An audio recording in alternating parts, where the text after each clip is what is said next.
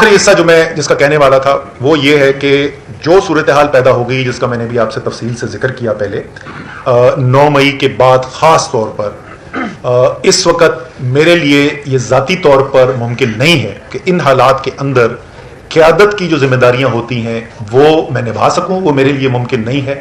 اس لیے میں secretary general Tehreek Insaf کی جو ذمہ داری ہے اور کور کمیٹی کی ممبرشپ، اس سے میں مستعفی ہوں گا.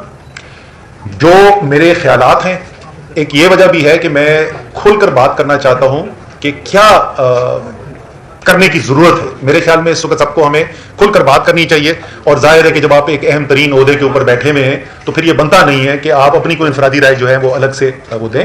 تو اس لیے ان عہدوں سے میں مستعفی ہو رہا ہوں. باقی 17 مہینے گزرے، میں سیکرٹری جنرل کی ذمہ داری میں نے نبھائی ہے، جس میں 13 مہینے سے زیادہ جو ہے وہ شاید تحریک انصاف کا مشکل ترین وقت تھا. اور میں دل سے شکریہ ادا کرنا چاہتا ہوں اور خراج تحسین پیش کرنا چاہتا ہوں تحریک انصاف کے ورکرز کو، لیڈرز کو، ٹکٹ ہولڈرز کو.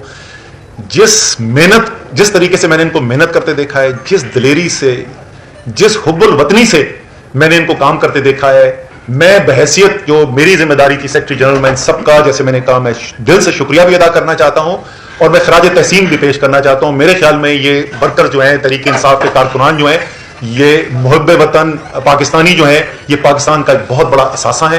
اور ایک دفعہ پھر آخر میں یہ مطالبہ کروں گا کہ ان میں سے بہت سارے اس وقت بے گناہ لوگ جنہوں نے کوئی غلط کام نہیں کیا ہے، اس وقت اسیر ہیں اور ان کو فی الفور ان کی رہائی ہونی چاہیے. میرے خیال میں کیا کرنے کی ضرورت ہے پاکستان کو اس بحران سے نکالنے کے لیے، اور آخری جو ہے وہ میرا لائحہ عمل آگے کیا ہے، وہ میں یہ 4 چیزیں آپ کے ساتھ کور کروں گا. سب سے پہلے تو 9 مئی کو شروع کرتے ہیں. 9 مئی کے دن جو واقعات ہوئے اس کی مذمت جو ہے وہ تقریباً تمام لوگ کر چکے ہیں، لیکن میں ذرا سے تفصیل میں جاننا چاہتا ہوں کہ کیوں وہ واقعات جو تھے، 9 مئی کے جو واقعات تھے، وہ کیوں ملک کے لیے خطرناک تھے. جو اس دن ہوا، لوگوں کی جانیں گئیں، زخمی ہوئے لوگ، املاک تباہ و برباد ہوئیں، سرکاری بھی اور نجی بھی. لیکن شاید سب سے زیادہ جو اس دن خطرناک بات ہوئی کہ ایسی تنصیبات جن کا فوج سے تعلق تھا ان کے اوپر حملے کیے گئے. فوج کا پاکستان کے اندر کیا اس کی اہمیت ہے، میرے خیال میں اس کا سب سے اچھا تجزیہ عمران خان صاحب نے پیش کیا. اور خان صاحب نے جیسے، اور ایک دفعہ نہیں ایک سے زیادہ دفعہ وہ کہہ چکے ہیں یہ بات کہ مسلم ممالک کی طرف اگر آپ نظر دوڑائیں پچھلے 15-20 سال کے اندر تو آپ دیکھیں گے کہ کس طریقے سے تباہی دیکھی گئی ہے مسلم دنیا کے اندر. اور خان صاحب نے ایک سے زیادہ دفعہ کہا ہے کہ اگر وہ نہ پاکستان میں ایک ڈسپلنڈ اور طاقتور فوج ہوتی تو شاید ہمیں بھی ویسے ہی حالات دیکھنے کو ملتے جیسے شام کے نظر آئے، جیسے عراق کے نظر آئے.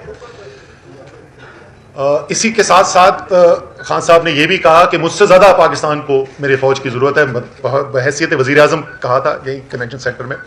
تو ایک خاص فوج کی اہمیت ہے پاکستان کے اندر، اور ظاہر ہے فوج کی طاقت جو ہے صرف اس کی بندوقوں سے نہیں ہوتی. فوج کی طاقت جو ہے وہ جب قوم پیچھے کھڑی ہوتی ہے تو فوج کی طاقت بنتی ہے.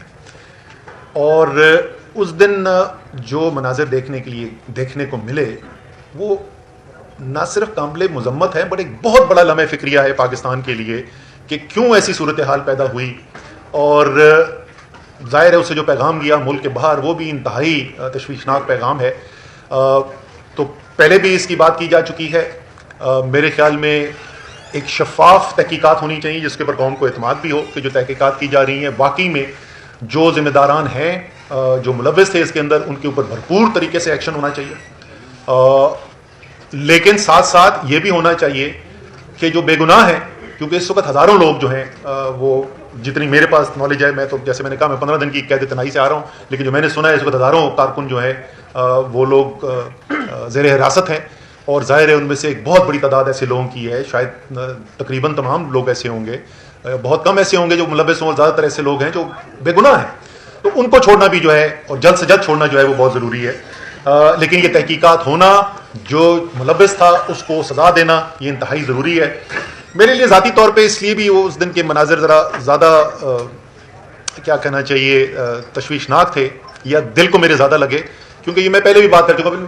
آپ مجھ سے آج کوئی ایسی بات نہیں سنیں گے جو آپ پہلے نہیں سن چکے ہیں, سوائے میرے خیال میں آخر میں تھوڑی سی میں بات کروں. باقی میرا تجزیہ جو ہے وہ کوئی بھی ایسی چیز نہیں ہے جو آپ پہلے نہیں سن چکے. مجھے یاد ہے میں نے 2017 میں نیشنل اسمبلی کے اندر, قومی اسمبلی میں کھڑے ہو کے تقریر کی تھی, جس میں نے 10 نام لیے تھے, اور میں نے کہا یہ نام کون ہے, آپ نے شاید سنے میں نہ ہو.